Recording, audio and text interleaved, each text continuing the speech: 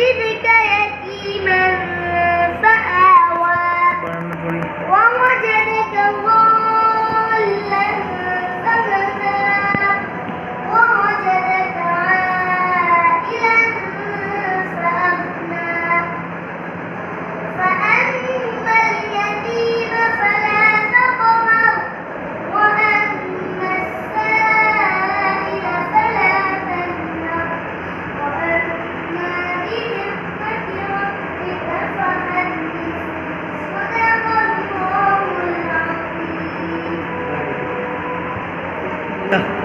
इधर पढ़ो 2000 दो